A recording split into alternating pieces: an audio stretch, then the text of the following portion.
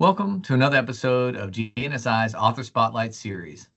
I'm Tad Schnoffer, the Strategy and Research Manager here at the Global and National Security Institute at the University of South Florida. And today I'm joined by James Scott. He's one of the authors of the book we'll be discussing today, Targeted Beirut, the 1983 Marine Barracks Bombing and the Untold Origin Story of the War on Terror. James is also a New York Times bestselling author and has written 5 other books, including Black Snow and Rampage. Welcome on, Jim. Thanks so much for having me on. Yeah, it's a pleasure to be with you. Yeah. Excellent. So, James, first off, let's see, where did you get the idea for this book? How does a book come about project-wise, along with your collaboration with Jack Carr, the other author?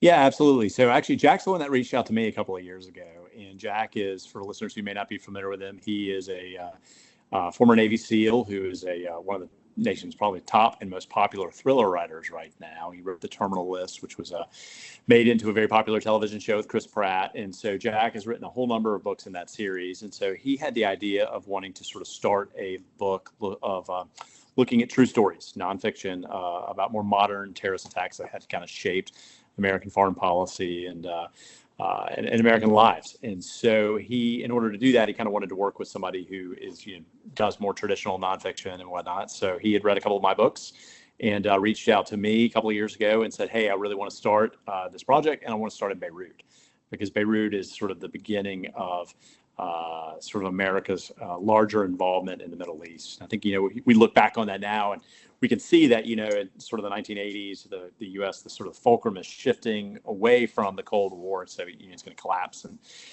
less than a decade later, and we're going to see America's interest in the Middle East rise up, and it's going to drive the next 4 decades of conflict. And so it really kind of starts in Lebanon and starts in Beirut. And 1983 is a pivotal year to catastrophic terrorist attacks against American forces, U.S. Embassy, our diplomatic corps there, and then of course the Marines who were there as peacekeepers later that year as well. And so we kind of jumped on the project. He, like I said, Jack had the idea. He sort of reached out to me. We kind of came up with a sort of a narrative idea for it all, and then started on the research, which was looking to of course look at the government documents, the Marine Corps archives, the Reagan Library, a number of smaller institutions, but also to really base this on the experiences of the Marines who were there. And for that, we did over 100 hours of interviews with survivors of the terrorist attack, with family members, widows, children, parents even, to really kind of get the boots on the ground perspective of what it was like for the men who were there. It's fascinating, and because it's such a personal story as well, within the different individuals who are on the ground, and you trace a lot of those through their letters and also through interviews of the survivors. I was wondering, so what was your approach to that research? Obviously, you have these documents, you have these interviews. Were you trying to put them in chronological order, or were you trying to go by event, or how were you able to piece that together in such great depth that you go through in the book? Yeah, that's kind of, I always say writing nonfiction, I've been doing this now for 20 years, is really a more about information management than it is about anything else. And so, it's really common in a project like this to collect, thousands and thousands of pages of records, as well as, hundreds of hours of interviews. And then you have to manage all that. And so as you're getting that information coming in, you're having to sort of build your own finding aids and track that kind of data and things like that. I keep very detailed Word documents in which, as for instance, just the Reagan Library, I copied over 7,000 pages of records. So when I read all of that material, I've got to take notes on exactly what every single document says, what every folder, every box, all that. So I build these huge databases of information. And the same is true with interviews. So when I do the interviews with people, I use software that records the interviews, and then it creates transcriptions of each of them. So I have printouts of every interview I've done. I can then, as soon as I'm done with an interview, I'll go back through it and I highlight the key things that stuck out to me during that time period. And because really initially you're collecting information, you're gathering all this information and whatnot, and then you have to sit down and read it and synthesize it and make sense of it all. And that can be, that can take months, even years. I mean, I've had books that have stretched on for 4 years. This one we were able to do in about 2, because it's a much tighter look. It's a real look kind of at just this one pivotal year, and really not even a full year at that. And so, once you get all that information in, you read it, you digest it, you sort of build out the narrative from there. And in this case, it was one when Jack and I were talking about, it was like, in so many ways, it almost made sense to go month by month. And even though it's not sort of done that, like each chapter is not titled like June 1983 or July 1983, each chapter really does kind of build on what was happening that month, because the dynamics on the ground in Lebanon changed so dramatically. In April of 1983, you have the embassy bombing. May, you have the arrival of the Marines. You have a brief honeymoon with the transfer there, May and June. And then by July, you start seeing the Marines coming under fire. August, it's getting worse. September, it's getting even worse. And then, we head into the fall. And of course, October is the bombing. And so really, it kind of made sense, when you're organizing it, you're looking at what's going on in Washington. So what are the national security directives? What are the National Security Council meetings? What's happening there? What's happening for the Marines? You're looking at the monthly command chronologies, the weekly situation reports. You're looking at the letters from the troops at that time, kind of what is their view on it. What are they saying to their loved ones back home? And sort of the story just kind of builds out sort of in that fashion. And so, the beauty of doing nonfiction is you don't have to invent it. The chronology is often your best friend, and so if anything, it becomes more of what do you leave out or what do you include? Those are the decision makers, whereas Jack in his normal line of work is having to completely invent the narrative arc and all of that. In this case, we're really reporting and analyzing it as it unfolded.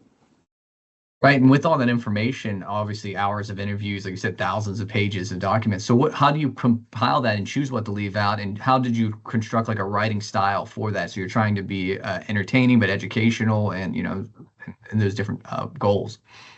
Yeah, so that's that's a great question. I mean, and quite frankly, I think probably one of the reasons Jack picked me is because I'm a narrative historian. I've even though I've done academic, my master's in history, I'm wrapping up my PhD now. I've done the academic side of things. I am a commercial writer, and so I write more in a storytelling format than I do in a traditional academic sense. And that was kind of the approach he wanted to take with this. He wanted to ground this in a narrative about people and their experiences, and to kind of show it as it unfolds instead of telling what happened at that 30,000 foot view. And so we kind of took it from that approach in doing that. And so in that case, you're fleshing out who are these individuals, what are their stories, what are their experiences and whatnot, to kind of build on that narrative format. And of course, you see, for example, around the time of the bombing, literally that's about 30% of the book takes place over the course of one single day. And so because you had so much information coming in from that period, and so it really becomes kind of marrying the documents and the individual stories and sort of kind of unspooling it that way to tell it. So.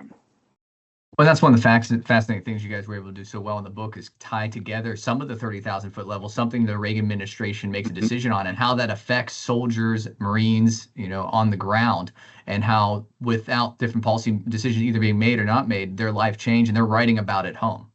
Yeah, exactly. And that was kind of one of the things we really wanted to do. I mean, there's only been one other book really done on this. That was done in 1984, and that was Eric Hamill's book, The Root. And Eric is a wonderful military historian. I've read a number of his books over the years. But he wrote his book really is almost a current event in a lot of ways, because it was written in 1984. He didn't have access to a lot of the material that was still classified at the Reagan Library. Didn't have access to a lot of the officers didn't want to talk because they didn't want to damage their career by speaking out.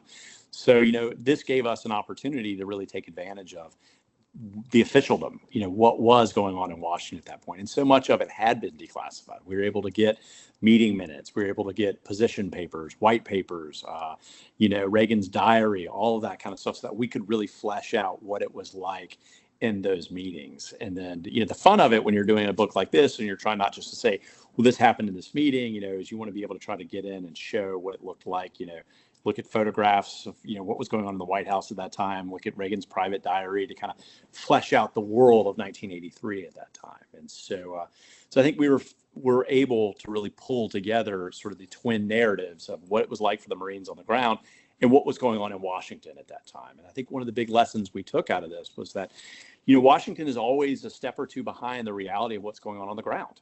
The Marines were in a rapidly devolving situation. From week to week, things were getting worse and worse. And then, of course, that not only is Washington 7,000 miles away geographically, but it's also that time difference and whatnot. And that sense of urgency is not often reflected sitting around a conference room table in Washington than it is if you're sitting in a foxhole in Lebanon. And so that time lag really kind of catches up to the Marines, who are then caught unprepared at the point of when the bombing goes off. And so that for us was kind of one of the areas we really wanted to explore. I mean, there was a situation literally 5 or 6 days before the bombing when they were having a discussion. Should we pull the Marines out? Should we not? That sense of urgency that the troops on the ground were feeling was not transmitted to the conference rooms in Washington. And of course, that's what the Marines end up paying a price as a result of that.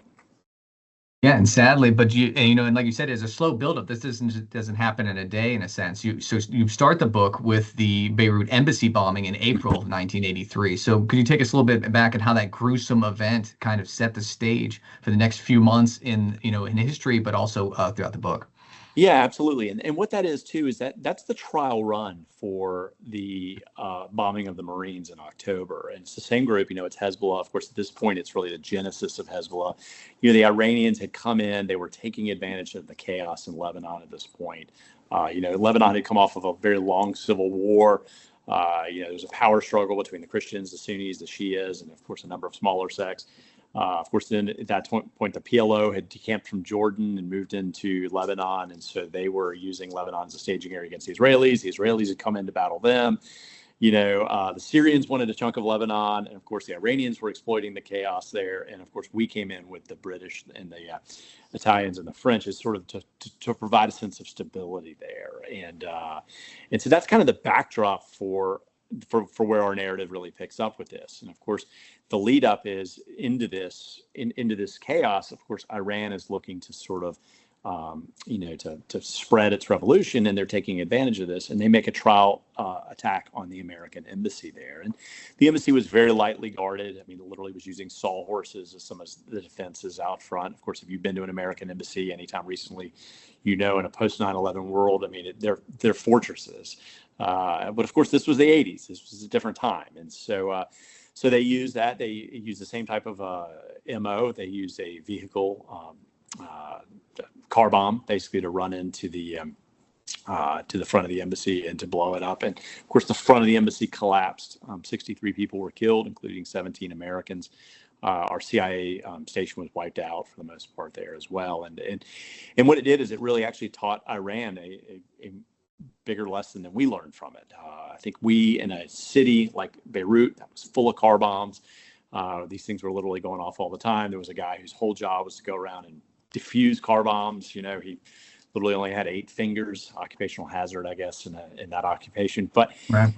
But this one attack, even though it was different in that it was a suicide bomber versus a planted car bomb, it didn't register the way it would have, in hindsight. And so the Iranians learned a lesson, and they came back and they took that same approach to the American Marines headquarters 188 days later. Only in this case, they used far more explosives and a far bigger bomb and killed many, many, many more people. But the embassy, like I said, it was kind of it was a wake up call that nobody realized at the time was a wake up call.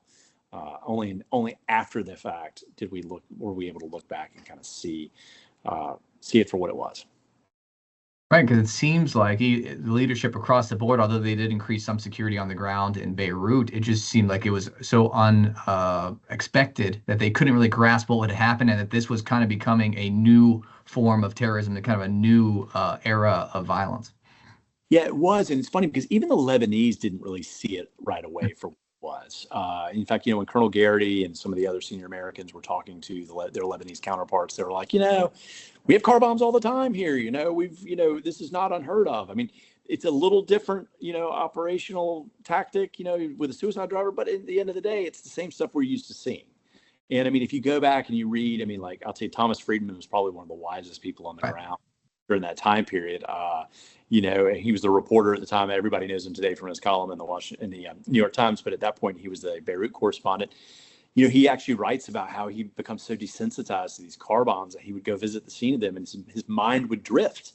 He wouldn't even be thinking about the car bomb. He'd be thinking about the good smell of chicken that had been blown out into the street. I mean, it was just, they were so common that it didn't grasp that the slight change there until later. And what's really interesting is even after the Marines are hit 188 days later, America's still kind of struggling to figure out that, hey, this is a new form of warfare. And I'll tell you, one of the most fascinating things we found was looking at the congressional testimony in November, when you look at General P.X. Kelly, and he's testifying before Congress, and a lot of the lawmakers are kind of questioning him about security and the Marine mission and things like that.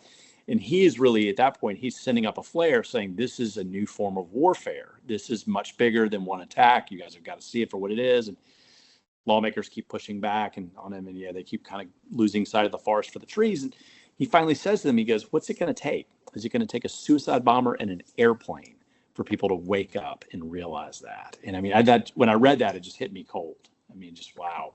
18 years before 9/11, General P.X. Kelly is predicting kind of where this is headed. And of course, he was exactly right. And so, but that just shows you, even after the second bombing, you still have people in Washington who weren't seeing this for what it was, which is this is going to be terrorism, and it's the way we're going forward.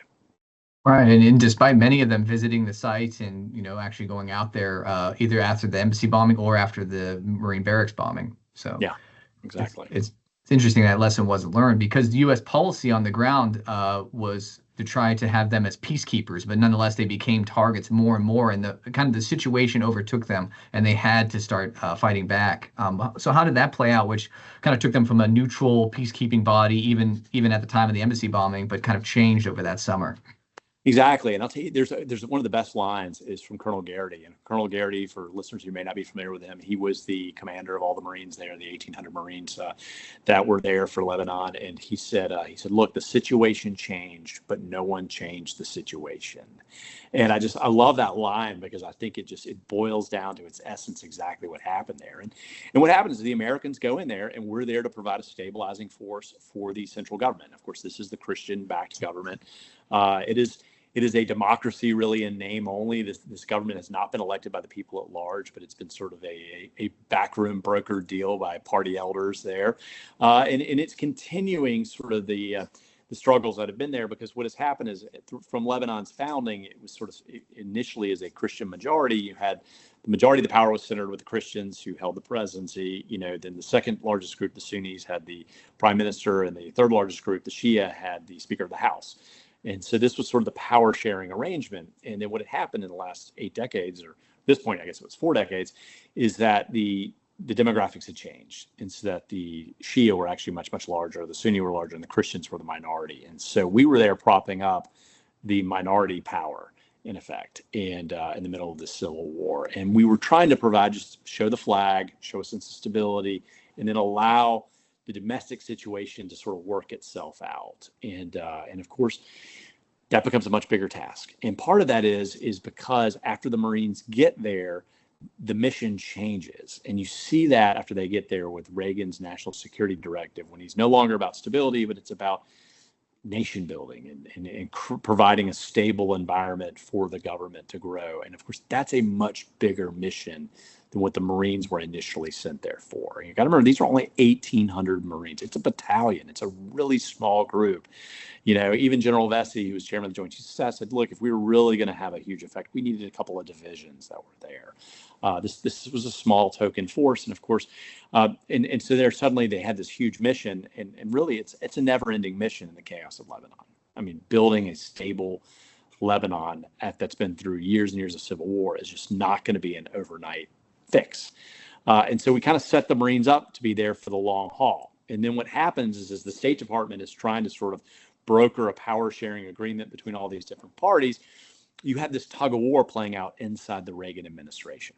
And that tug of war pits Caspar Weinberger, who's defense secretary at that point, and the chairman of the Joint Chiefs of Staff, John Vesey, against the State Department and the National Security Advisor, Bud McFarlane. Of course, Secretary of State at that point was George Shultz. And Weinberger and Vesey didn't want us to be in Lebanon at all. They thought it was a sideshow that would distract from the larger Cold War. They also recognized the proxies at play there and did not want us getting pulled into a proxy battle with, Soviet Union, who was backing Syria, us backing the Israelis. It was just a recipe for failure, and they didn't want us there, and they resisted it. Whereas on the flip side of that, you had the Secretary of State and you had the National Security Advisor, who were really trying to push a diplomatic solution here. And so you have this sort of butting of heads in Washington over that. And what happened at that time is Reagan, whenever he's confronted by this kind of these kind of two opposing sides, often would just kind of sort of shut down, or he would look for a compromise, and instead of really kind of getting to what the best solution was. And that set up this sort of stalemate in Washington that leaves the Marines stuck month after month after month. And then what happens is, as the Marines are stuck there, the situation on the ground is getting worse. And the Marines are getting pulled. And here they are on the sideline of this sectarian fight. And suddenly they're being, overshot artillery and mortar rounds are landing in their compound. They're starting to get, this stray fire, as it's called. And then more and more, as Bud McFarland is really pushing for the Marines to kind of take a more active role in pressuring the domestic players there by using the military. And so, he's trying to kind of make up for sort of the inability to get what they want at the conference room table by using force. And that sort of sets up the tug of war that's at the heart of what happens there. And once the Marines start getting pulled in, and once they start having to engage and naval gunfire is brought in, the Marines get a big target on their back. And suddenly they're not on the sidelines, they're actually on the battlefield. And that really sets them up for the bloodshed that follows in October of 1983. Right, because they point to that the Long Commission, which we'll talk about, afterwards. It points to that point where the U.S. uses naval gunfire and really starts to actively participate, as where they all of a sudden really become a target. They're no longer viewed as a peacekeeping force or a neutral force. They are actively a participant in this civil war. Yeah, exactly. And that's exactly what happens. In fact, after they're forced to intervene on behalf of the Lebanese military at a place called Suqqa Garb, which is in the highlands up above, and they kind of have to come in, and the Navy opens fire. At that point, Colonel Garrity says to his staff, he says, the Marine Corps is going to pay in blood for this. And he's absolutely right. It's a little over a month later when, of course, the terrorist attack happens against the Marines. And so that's kind of the tragedy of it all. Right, and as the situation on the ground's changing, you're seeing the letters home kind of change. Some of the questions of what are we doing here, and the violence is starting to increase. The Marines start taking their first casualties, their first fatalities, and a lot of questions start being raised, from the soldiers in letters home of, hey, like this isn't really, it's not really clear what's going on, or if we can quote unquote win this, or what's the objective. Yeah, and that was one of the things. So we got over 1,000 pages of letters and diary entries from guys who were there, and so when you started looking at them on a month by month thing, when the guys first arrive in May and June, their letters are like, hey, we went out on patrol, we met all these local Lebanese, it was great, we helped out with building a playground set, or the dentist went and did dental care at an orphanage. To suddenly, as it's starting to go on and on, they're getting frustrated. What are we doing here? We spent all day in a foxhole, they're shooting at us. And of course, as the situation's devolving there, there's this huge power fight that's going on in Washington that mirrors it, because it raises the whole War Powers Act and a question over whether the guys are in combat or not. And and of course Congress is saying, hey, if they're in combat, Reagan has to tell us that, and then Congress has an equal seat at the power table, and and Reagan's pushing back on that. He doesn't want to cede power to Congress, and of course at this point the Marines on the ground are very much getting shot at. 6 of them are killed in the lead up to the bombing. The doctor, John Hudson, was this awesome guy there. I got all his letters, and he's talking about the frustration that they're feeling because, there's this semantics argument playing out in Washington over what is combat or what is friendly fire or overshooting versus the fact that, he's having to, do surgery on these guys, pronounce them dead and things of that nature. So it really, you see kind of both sides of this thing sort of play out simultaneously. You can see the stalemate in D.C. as they're talking about policies, but people are having real effects. The actual Marines on the ground having to implement those policies and not really understanding why, which makes it even more difficult to bear that burden. Yeah, and one of the things just reading these letters about these guys, they had these contests for filling sandbags, and they built these underground bunker complexes. They called them sandominiums instead of condominiums. They were like pimping these things out, doing all this stuff. And they were talking, their letters, they were complaining to nobody's had a shower in days. How bad it smells. 'Cause, it's really hot there too. And so, Sure. Yeah. what it's like, living underground and dealing with this. And, they were collecting all the shrapnel and all the artillery rounds and everything and sort of piling it all up. And so, I mean, you see that. And, you got to remember, these guys are young Marines. I mean, a lot of these guys are 18, 19, 20 years old. This is the early 1980s. There's not a draft going on. These guys have volunteered, they've enlisted.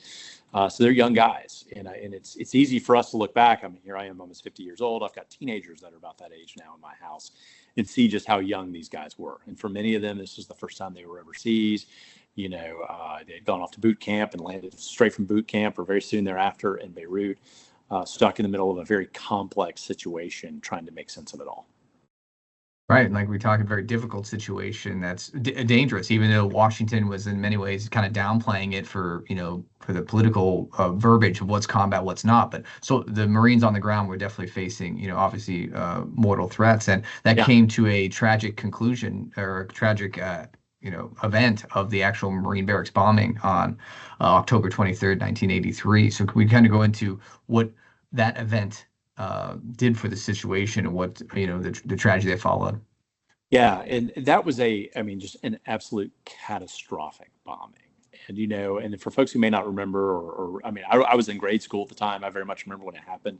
It took place around the same weekend as the Grenada invasion, so there was a lot going on at that point. But this was a truck bomb. It was packed with the equivalent of 12,000 pounds of TNT. And of course, because the Marines were there not as a military force per se, they were there as peacekeepers. They were trying to present an open environment, and so their security was was some guard posts and guys manning them and things like that. And so this truck bomb comes in at 6:21 a.m. on a Sunday morning. They'd obviously been surveilling the place. They knew that on Sunday mornings the Marines slept in. They also knew that Sundays was a day of rest because the guys are going to be playing football, eating hot dogs, things of that nature. Took advantage of that and drove a truck bomb straight through the security perimeter there and got literally into the building. In the building, just to kind of describe what it was, it's often referred to as a barracks. And a lot of the Marines will tell you they don't like that term because it technically was the headquarters. It was the infantry headquarters there. A lot of guys did sleep in that building for sure. But it was also where the doctor was headquartered, where the leadership of the battalion was, and a lot of administrative offices. It was a 4-story building. It was, if anybody's ever been in an embassy suites, you know how the structure of those, they have a huge atrium that goes all the way up the middle of it, and they have balconies that go all the way around. Same exact type of structure. It had been the building had been the aviation authority before the war. You had guys living in those old offices and whatnot all around there, sleeping. They had headquarters offices in there too. The truck is able to, within 10 seconds, literally breach the security and make it across about 400 feet or so, or I think it may have even been yards, and breach inside that building. It's about 13 feet into the lobby of that building, and then it detonates. And the explosion is so massive and that it literally blows the building up off of its foundation. And of course, the roof sort of serves like a cork in a champagne bottle. So all that pressure goes up, hits it, and then goes back down and out. And so it literally blows guys out of the windows of those, floors there. And of course, at that point, the building just pancakes down upon itself. All this takes place literally in a matter of just seconds. The area out there around that area, as you can imagine, it's just a huge cloud of white, acrid dust. Looks just like it did after 9/11. All that pulverized concrete, rebar, filing cabinets, all that material there just is blown into dust. And of course, that then settles over the whole area. 350 men were inside that building. Okay, that gives you an idea.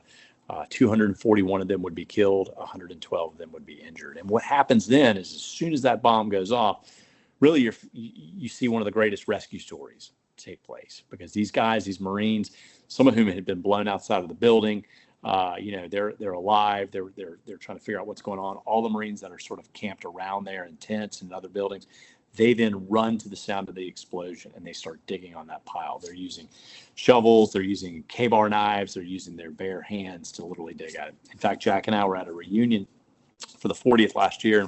One of the guys came up and said he still has scars on his fingertips from digging through all that concrete to get his friends out. And so it becomes a race against time at that point.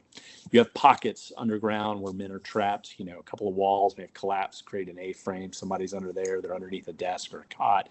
And so the men are desperately trying to dig their friends and comrades out. And that's going to take place over the next 6 hours. The last survivor, in fact, will be pulled out around 1 o'clock that afternoon. So 6 hours or so later.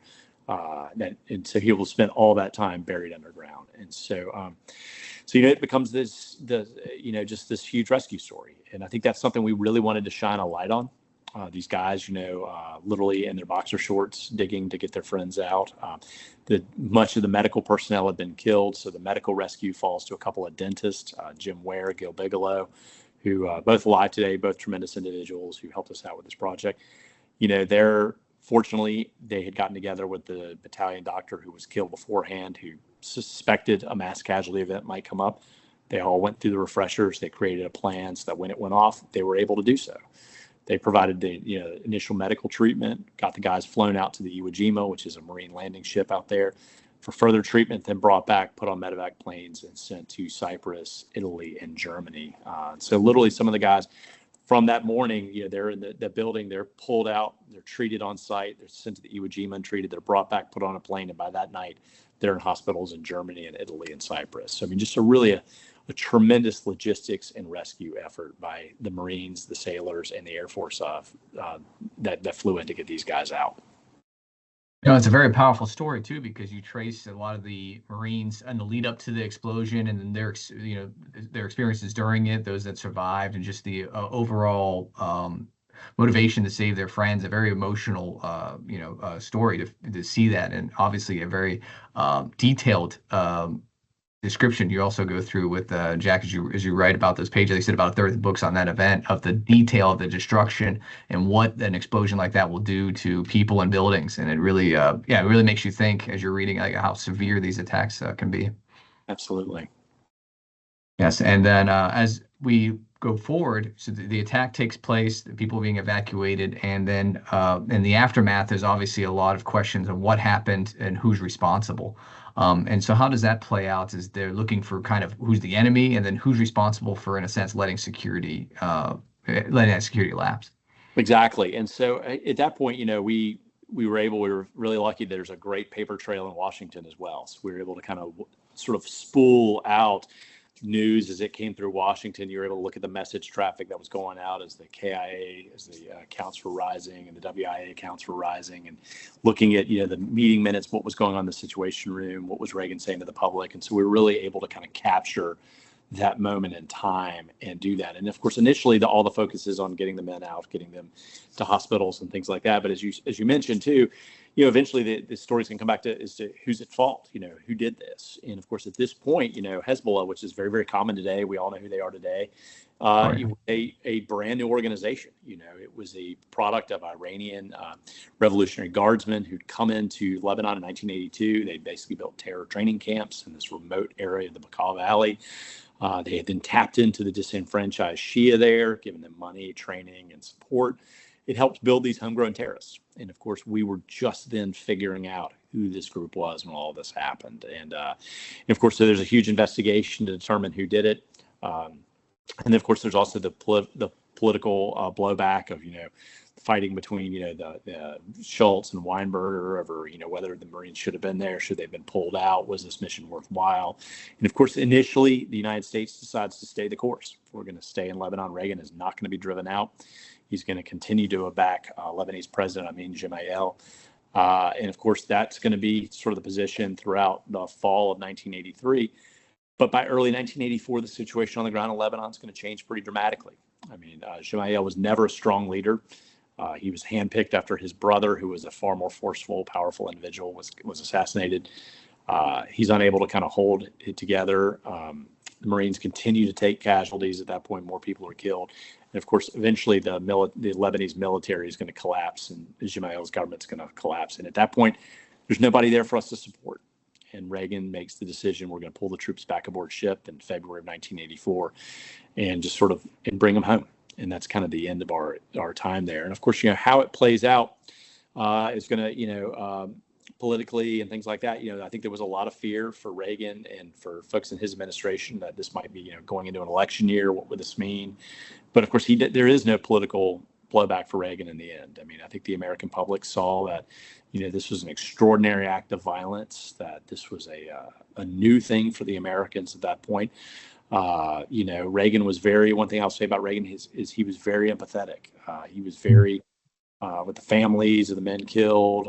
He met with them, that he didn't, as a result of that, he soundly defeats Walter Mondale. And so it kind of moves on. And so the U.S. pulls out. But I think really the biggest lesson that was learned by this really is by the Iranians. The Iranians are looking at this and they're thinking, okay, for the inexpensive price of a truck, some explosives, and a single life of a volunteer, we can effectively change the course of American foreign policy. And not only that, there were no consequences because, the United States doesn't retaliate. National Security Council staff puts together a plan to go and blow up this training camp in the Baikal Valley. Ultimately, Weinberger kind of puts the kibosh on it and kills it, so it doesn't take place. And as a result, the Iranians realize, hey, you can have two extraordinary acts of violence against the Americans with the embassy and the Marines. There's going to be no retaliation, and at the end, they achieve their political goal. The Americans leave. And that kind of sets the parameters for the next 4 decades. I mean, we see terrorist attacks happen, the Cole, the First World Trade Center, the Second World Trade Center, the Pentagon, the embassies and Africa. I mean, you see this pattern that's going to follow. Yeah, and without those retaliatory strikes, you miss the chance to set deterrence, kind of what we see today with the going back and forth between major attacks between Iran, Hezbollah, and Israel.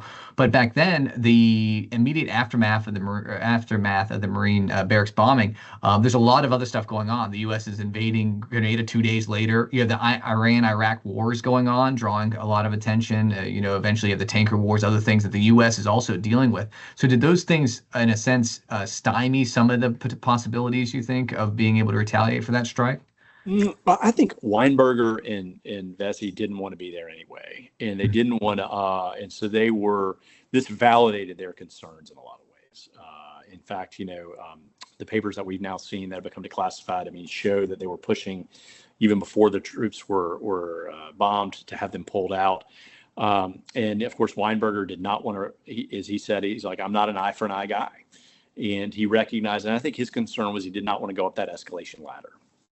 And it was, and he was making a 30,000-foot call, which is we will write off these casualties and these men killed, so that we don't have to pay a larger price down the road by some other attack somewhere else. And I think that was his decision making.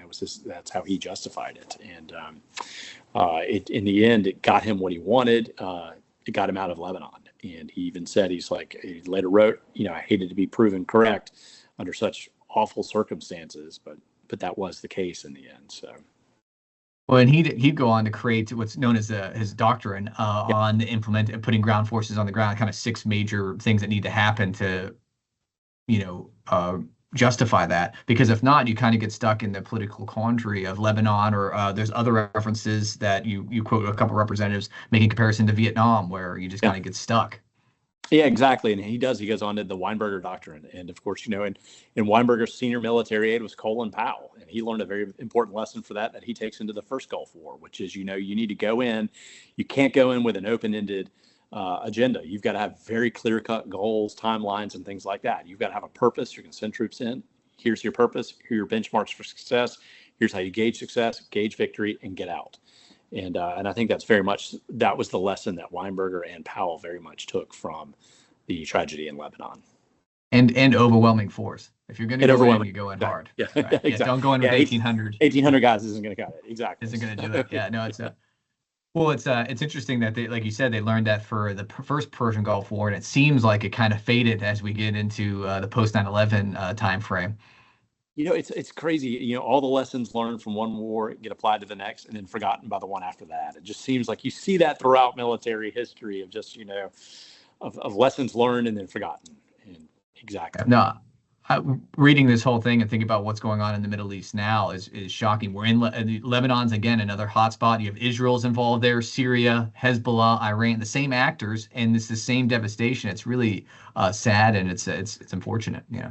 It is, and I'll tell you, when the U.S. was talking about putting in it, and we did put in that pier in Gaza and whatnot, and blew up with all these text messages from Marines being like, "This is how it starts." So we're creating a target opportunity, and so I watched all that, just thinking, "Oh God, please don't let this be a case all over again with a coal type situation with an American ship parked there or anything like that." But it is. I mean, these are the same players, the same groups. It's Hezbollah, it's Hamas, it's the Houthi rebels. I mean, these are the Iranian-backed proxies, just like they were in 1982, 1983. So, right, and in many ways, some of the same people, some of the same Hezbollah leaders. I mean, some of which in recent attacks have actually been killed, but many of them were actually back in Lebanon fighting in the 1983 timeframe.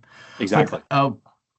From your research, from your interviews, all the documents, declassified documents you've read, what's your assessment on the situation, either in Lebanon back in 1983, 84 timeframe, or even now, on where's the solution lie for U.S. foreign policy making? Is there a military solution, as you said, there's kind of this debate in the Reagan administration, or is it more of a political solution? Or the last one I thought about a lot is like sometimes you just have to do nothing. I'm not sure. What was your opinion? Yeah, and that's a great question, because that is exactly the conundrum that America faced at that point, and that essentially this was a civil war.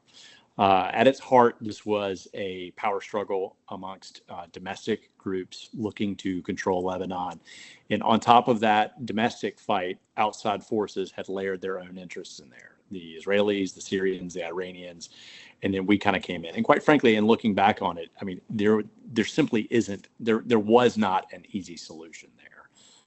Not one that would not have cost a significant higher sum in money and in resources. I mean, you would have had to have, multiple divisions sent in there to kind of do any kind of real stabilization. You would have had to spend a ton of money. And even then, I don't know if you would have been able to bring all the different sides together, because at the end of the day, the root of all of this is domestic power and control. And no outside force can really determine who's going to be the one that leads Lebanon. And I think, 4 decades later, that's been proven to be the case. I mean, right. It's still happening. Nobody's really been in control, and they've had the same issues, the same struggles domestically, the same external struggles. And quite frankly, what was our real goal there? When we look back on it, like, what were we really after? I mean, it's not like we got anything we had to have out of Lebanon. It's not like we've got all the oil we needed or some resources. I mean, we were trying to help the Israelis by creating a stable northern border for them. But beyond that, what were we really getting out of it? And I think that was the argument Weinberger and Vesey were making, which is there's no real strategic goal for us here.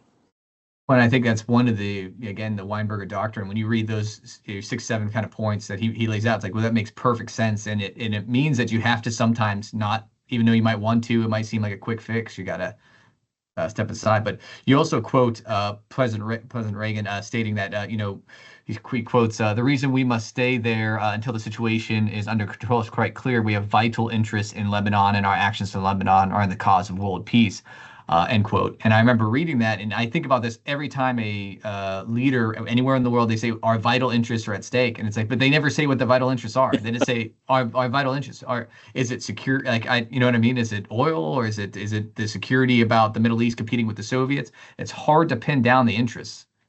Yeah, and I think that was just verbiage at that point. I don't think there was any real drive. Right. They just kind of went in the playbook and pulled that one out and put it there. But I think if anything, we were driven more by guilt initially. We'd gone in, we'd kind of gotten the PLO out. It was a victory. And then you have the big massacres there at the Palestinian refugee camps, and guilt's what drove us back, and we just couldn't figure out how to get out of it at that point. And but there was no real major strategic goal for us there whatsoever. I mean, Lebanon it's 3 million people, and it's the size of Connecticut. I mean, it is a tiny country that doesn't provide any necessary resources for us. Right, it's not a strategic the strategic importance of a military point. Obviously, the humanitarian piece, it's hard. Yeah. You want to be able to help and you want to be able to provide peace, but nations have to make those decisions. And I think it's something, you quoted a Speaker of the House at the time, Tip O'Neill, stating that Lebanon is not a test of how tough we are, but how smart we are. And I Bingo. thought that was a really interesting quote of, are we trying to prove ourselves here for some reason, or is there something else going on? Well, and I think that's what it became. I think if we, without going in with a strategic goal, and as sort of the situation unfolds, then it becomes, well, we can't be seen as retreating. And I'll tell you, really look at that when you start looking at in late 1983, when things are really unraveling and it's clear we're going to have to get out. You start looking at the verbiage that's being sent around in the administration over how can we get out and save face. And at that point, it becomes about keeping up the projection of American power and not looking like we were defeated and run out of Lebanon. And I think that's exactly what Tip O'Neill was saying. And that was the exact debate that was going on inside the administration at that point. Is how do we get out and not look like we got run out? Right. Yeah, we're still strong. And I think, like you said, members of the Reagan administration and others did learn lessons from that and took those on to, the rest of his time in office. Were there any other lessons you believe the administration or the maybe the services learned from this attack? And then not to mention that the embassy annex was bombed in 1984 as well. Like the book ends, but there's actually more bombings afterwards. When you read the history, you're like, man, this is just chaos. Yeah, I mean, you have to draw a line in the sand of where you're going to stop the narrative. Right. It's gone on and on, all the kidnappings that follow and everything else. I mean, right. It's on and on. So, yeah, I mean, I think, you've kind of hit on the big ones about the lessons that we learned and things like that. I think the Marine Corps, unfortunately, like a lot of organizations, kind of viewed this as a black eye. And when you have a black eye, you don't want to celebrate it. This was not, and Jack says this all the time, this was not sort of the flag raising on Iwo Jima. And so they were kind of quick to want to turn the page on this as well. And I think, one of the lessons that I take and the things I try to shine a light on and talking about this is, at the end of the day, these Marines did exactly what they were trained to do. When that bomb went off, they were heroes. They dug through there. They got their guys out. These Navy dentists did what they had to do. These corpsmen, I mean, they really, I think if anything else, the focus needs to be not so much on the strategic blunders, but on the awesome responsibility and rising to the occasion that these young men did. And even Reagan, I'll tell you, one of the most powerful things we found is, Reagan wrote up his thoughts after the Marines are pulled out of Lebanon. And, he basically writes this anguished plea to the Marines. And of course, he never actually, he gives it to his speechwriter, says, if we're ever going to do a speech on Lebanon, let's use this. But he never actually gives that speech. And I found it in the Reagan libraries when we were doing our research. And Jack actually read part of it out to the Marines at the 40th reunion last year. And it made a big difference. A lot of these guys came up afterwards and wanted to see copies of the original remarks and things like that. But what Reagan said, and I'm paraphrasing, is he said that the Marines did everything that they were sent in there to do. He said that this was a situation that was above anything that the Americans could do in any way, but that it was no failing on behalf of the Marines because they did everything their country asked of them. And I thought that was a really powerful sentiment. I think it reflected Reagan's true anguish about this. Michael Reagan, his son, in fact, texted Jack while we were working on the book and said, my father took those Marines to his grave. I mean, the impact that those deaths of those 241 Marine soldiers and sailors, it stung Reagan until he died. And we saw Michael Reagan just recently. We were out at the Reagan Library doing a presentation, and he reiterated those comments in conversation with Jack and myself. So. Right. No, and it's like you said, as you're reading the book, it's very powerful. The letters home, the calls that Reagan gets. You highlight, how the families, the letters they send to the administration, after these events, and as you read those, like I said, as a reader, you're just engrossed and very very much pulled in. So it's excellent way to remember them in that sense. Absolutely, and you got to remember. I mean, this is so. In closing, I'll say, we look at things like this is history, it's 40 years ago, we look at the chaos of the news cycles these days, everything going on. And it's easy to forget that this attack changed people's lives forever. I mean, not just the men who were killed and who, never saw the rest of their lives, but their family members. I mean, just this morning I was emailing with the daughter of Captain Michael Oler, who she was, a toddler when he was killed. And so, she grew up without a father. as a result of that. And so, I mean, this goes on. This ripped a generational hole in the lives of so many families because of a missing brother, a missing parent, a missing son. And so I think, when Jack and I started on this book, we were very much committed to trying to get it as right as humanly possible and to tell those stories as accurately as we could to honor those folks that were killed.